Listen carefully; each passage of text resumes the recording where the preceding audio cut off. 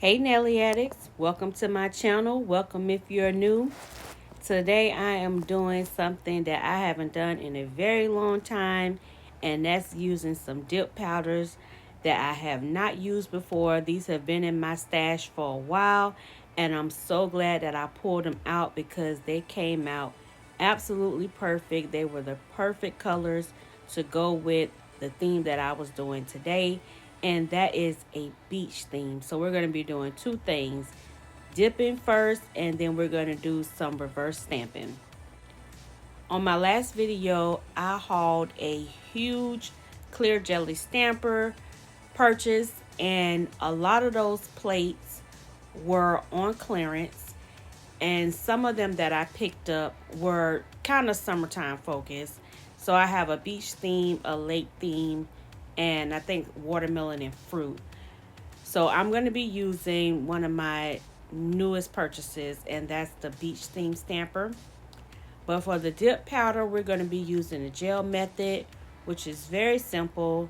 You lay down your gel base of your choice, dip it into the powder. You can pour over, or you can dip it into the powder, cure it for 30 seconds, and then repeat it 2 or 3 times depending on the opacity that you're looking for.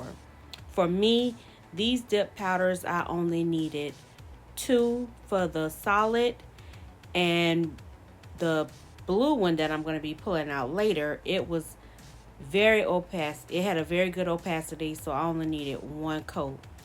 For the chunky glitters, what you want to do is when you put down your base, your gel base, you want to pour over to try to pick up most of the little small glitters, and then cure it. And then when you put down your base again, you want to go back and actually dip it into the powder so that you can pick up the bigger glitters. That gives you more of a payoff for what the chunky glitter really has to offer. If you pour it over twice, you're really just going to pick up mostly the small glitters.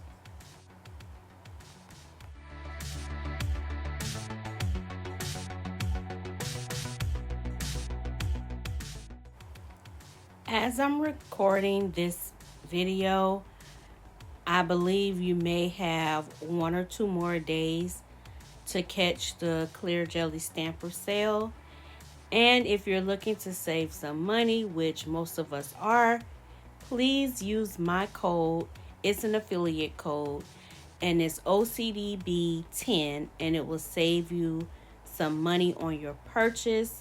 I used it on my own purchase, so it does work.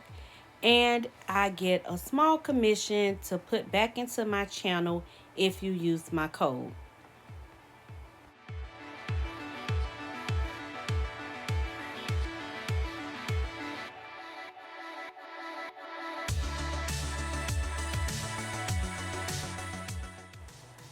I fell in love with this plate from when I seen it debuted on CJS's Facebook advertisement. And what I really like about it is that it has those waves, or like pool reflection waves. I'm so used to doing those by hand, or like using my gel milky white and the base coat method. I was so glad to see that now I don't have to do that. It actually comes on the stamper, and it worked out perfect. Also, this plate has a lot of layering, which can be a bit challenging. I would not do this had I not been working with layered stamping for a while. When I first started stamping, I would not have been able to do layered stamping. This is, I would say, intermediate to advanced. This is not a single layer, so with the layered stamping, you've got several different parts that you have to do. And for you to really get the whole image, you want to make sure that they line up as best as you can.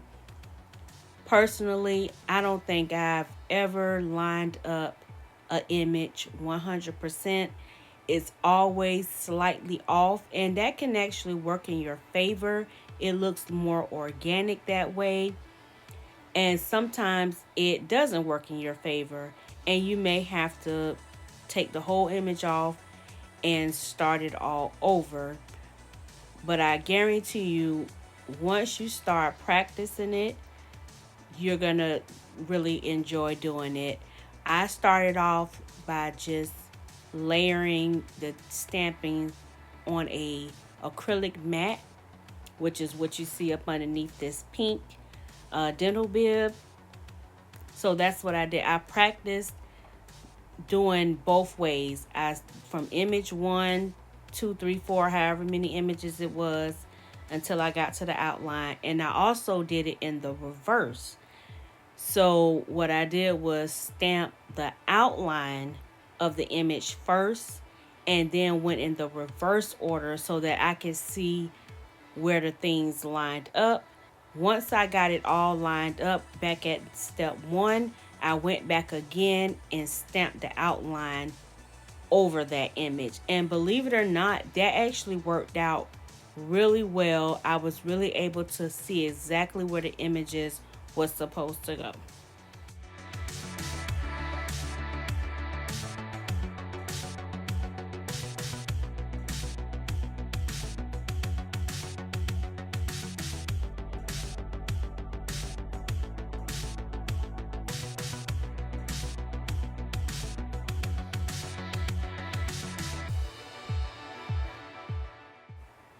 Another tip that I got from Talia's Nail Tales, she's another YouTuber that works with Clear Jelly Stamper a lot, is when you're doing layer stamping, what colors you pick out can really make a difference.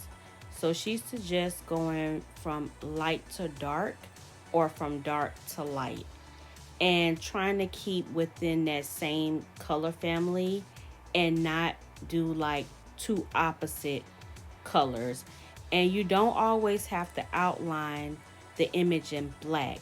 You can choose other colors like dark brown, dark green, dark gray, and those colors are less harsh than black outlines, and it still gives a really good effect on your image.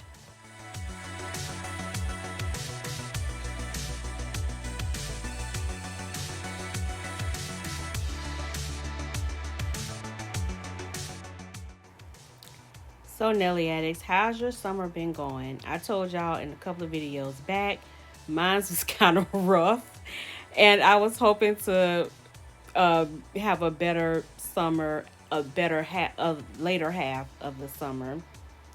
So far that has not happened, but I'm still thankful and grateful. I have a lot of gratitude for the things that have been happening that's good in my life. And so I'm not even going to focus on anything negative. My birthday is coming up in 1 week, and I am very excited. I already have some nails picked out, and I want to do something really blingy and really sparkly, and I want to see what you guys think I should do. My nails are from Nail Couture. They're the 24 karat. They're already pre-made, pre-shaped, so they have these gold sparkles and gold spots in them. And I'm trying to think of something that I can do with these nails. Y'all leave down in the comments below what you think would go good with those nails. So Nelly Addicts, this is the set complete, and it came out so cute. I love those glitters, and I matte top coat every one of the nails. I started to leave them shiny, but since I hardly do matte, I thought this would be a good change up. So what do y'all think? Would y'all like to see these shiny, or would you have kept them matte like I would? Thank you so much for watching. Please remember to like, comment, and subscribe, and I will see y'all in the next one. Bye.